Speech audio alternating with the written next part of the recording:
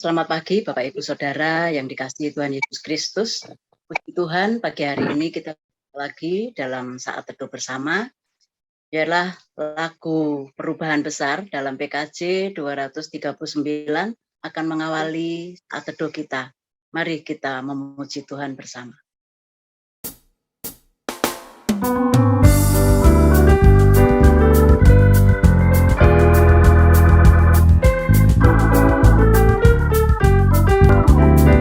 Perubahan besar di kehidupanku sejak Yesus di hatiku. Di jiwaku bersinar terang yang cemerlang sejak Yesus di hatiku. Sejak Yesus di hatiku. Sejak Yesus di hatiku.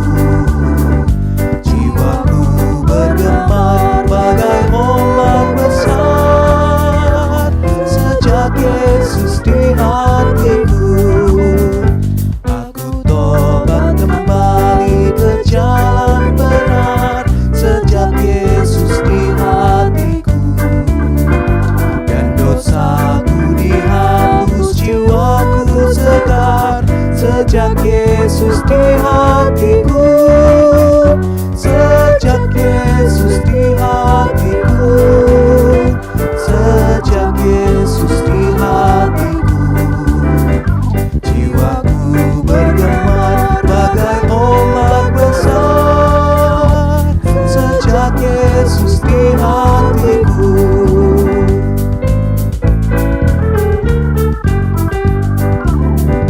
Aku rindu pergi ke tempat Tuhanku sejak Yesus di hatiku.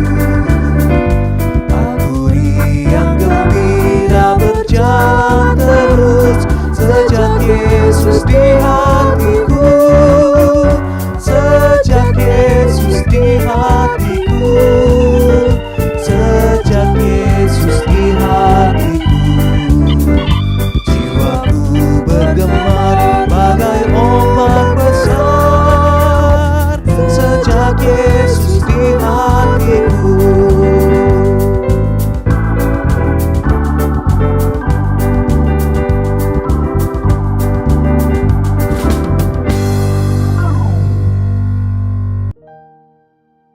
Bapak Ibu Saudara, pagi hari ini kita akan saat teduh melalui pedoman saat teduh 4B GKI Residen Sudirman hari Kamis tanggal 28 April 2022 dengan tema Sebelum dan Sesudah.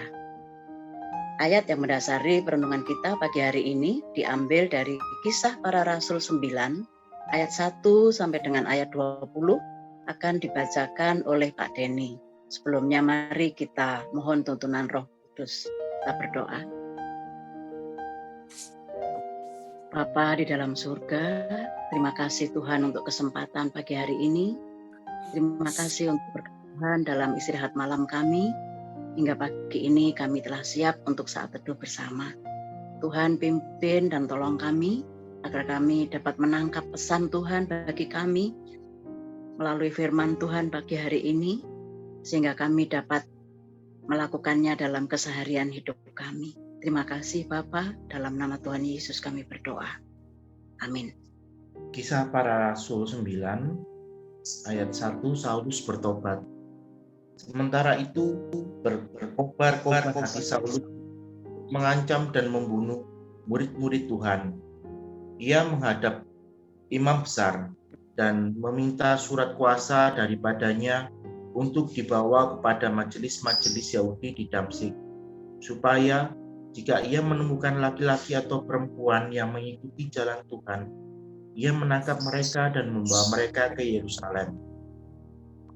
Dalam perjalanannya ke Damsyik, ketika ia sudah dekat kota itu, tiba-tiba cahaya memancar dari langit mengelilingi dia. Dia rebah ke tanah dan kedengaranlah olehnya suatu suara yang berkata kepadanya, "Saulus, Saulus, mengapakah engkau menganiaya aku?" Jawab Saulus, "Siapakah engkau, Tuhan?" katanya. "Akulah Yesus yang kau aniaya itu." Tetapi bangunlah dan pergilah ke dalam kota. Di sana akan dikatakan kepadamu apa yang harus kau perbuat. Maka termangu-mangulah teman-temannya seperjalanan, karena mereka memang mendengar suara itu, tetapi tidak melihat seorang juga pun. Saulus bangun dan berdiri, lalu membuka matanya, tetapi ia tidak dapat melihat apa-apa. Mereka harus menuntun dia masuk ke Damsyik. 3 hari lamanya ia tidak dapat melihat, dan 3 hari lamanya ia tidak makan dan minum. Di Damsyik ada seorang murid Tuhan bernama Ananias. Firman Tuhan kepadanya dalam suatu penglihatan. "Ananias," jawabnya, "Ini aku, Tuhan." Firman Tuhan, "Mari, pergilah ke jalan yang bernama Jalan Lurus, dan carilah di rumah Yudas seorang dari Tarsus yang bernama Saulus. Ia sekarang berdoa, dan dalam suatu penglihatan ia melihat bahwa seorang yang bernama Ananias masuk ke dalam dan menumpangkan tangannya ke atasnya, supaya ia dapat melihat lagi." Jawab Ananias, "Tuhan, dari banyak orang telah kudengar tentang orang itu, betapa banyaknya kejahatan yang dilakukannya terhadap orang-orang kudus-Mu di Yerusalem. Dan ia datang kemari dengan kuasa penuh dari imam-imam kepala untuk menangkap semua orang yang memanggil nama-Mu. Tetapi firman Tuhan kepadanya, pergilah, sebab orang ini adalah alat pilihan bagiku untuk memberitakan namaku kepada bangsa-bangsa lain, serta raja-raja dan orang-orang Israel. Aku sendiri akan menunjukkan kepadanya betapa banyak penderitaan yang harus ia tanggung oleh karena namaku." Lalu pergilah Ananias ke situ dan masuk ke rumah itu. Ia menumpangkan tangannya ke atas Saulus, katanya, "Saulus, saudaraku, Tuhan Yesus yang telah menampakkan diri kepadamu di jalan yang engkau lalui, telah menyuruh aku kepadamu, supaya engkau dapat melihat lagi dan penuh dengan Roh Kudus." Dan seketika itu juga seolah-olah selaput gugur dari matanya, sehingga ia dapat melihat lagi, ia bangun lalu dibaptis. Ayat 19, Saulus dalam lingkungan saudara-saudara. Dan setelah ia makan, pulihlah kekuatannya. Saulus tinggal beberapa hari bersama-sama dengan murid-murid di Damsyik. Ketika itu juga ia memberitakan Yesus di rumah-rumah ibadat dan mengatakan bahwa Yesus adalah Anak Allah. Demikian firman Tuhan. Terima kasih Pak Denny. Bapak Ibu Saudara yang terkasih, Rufus McDaniel adalah penulis lirik lagu Perubahan Besar dalam PKJ 239.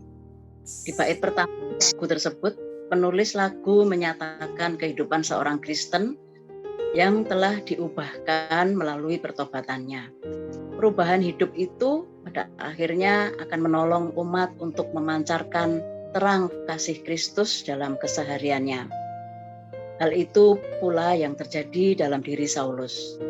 Bagaimanakah kehidupan Saulus sebelum dan sesudah mengenal Kristus? Pelajaran apa yang dapat kita petik melalui peristiwa tersebut? Mari kita merenungkannya. Saulus adalah orang Yahudi yang sangat fanatik. Hatinya berkobar-kobar untuk menyiksa orang percaya dan memaksa untuk menyangkal imannya. Bahkan ia ingin memperluas wilayah pengejaran pengikut Kristus.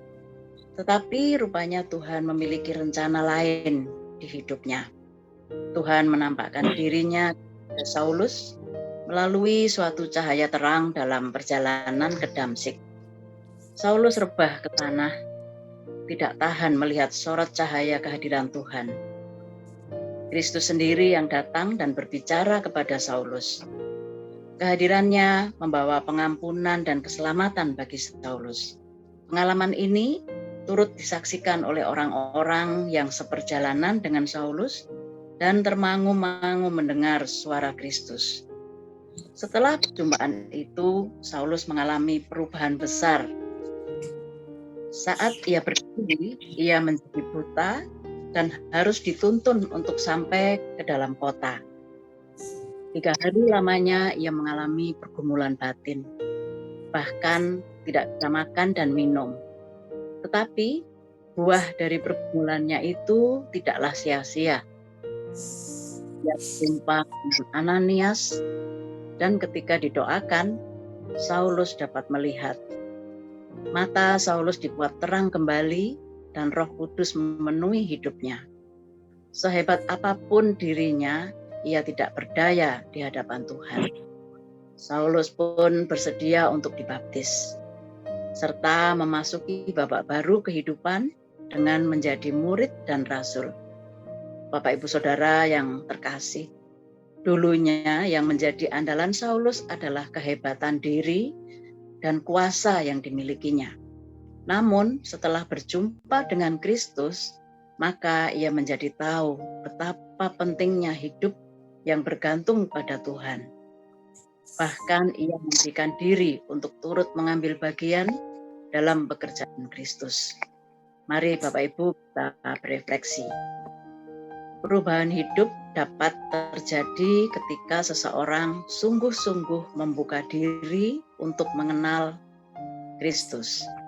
Marilah kita merenungkan, godaan apakah yang pernah kita alami untuk mewujud nyatakan perubahan hidup sebagai orang Kristen? Apakah perubahan hidup itu makin menuntun kita untuk hidup dalam terang Tuhan? Mari Bapak Ibu kita berdoa. Tuhan, kami bersyukur untuk terang-Mu yang menyelamatkan hidup kami. Mampukan setiap kami Tuhan untuk mewujud nyatakan pertobatan di dalam hidup keseharian kami. Terima kasih Bapa untuk firman-Mu pagi hari ini. Biarlah Tuhan menolong dan memberi hikmat pada setiap kami untuk kami boleh mengerti dan memahami. Bahkan kami dapat melakukannya dalam keseharian hidup kami. Terima kasih Bapa, dalam nama Tuhan Yesus kami berdoa. Amin. Bapak Ibu Saudara, sebagai orang beriman, kita akan belajar mengendalikan kebiasaan buruk maupun karakter yang tidak berkenan di hati Tuhan dan hati sesama kita. Kiranya Roh Kudus terus boleh menolong setiap kita untuk kita belajar bersama, membangun, mengendalikan kebiasaan baik yang berkenan di Tuhan dan bagi sesama kita. Demikian, Tuhan Yesus memberkati kita semua. Amin.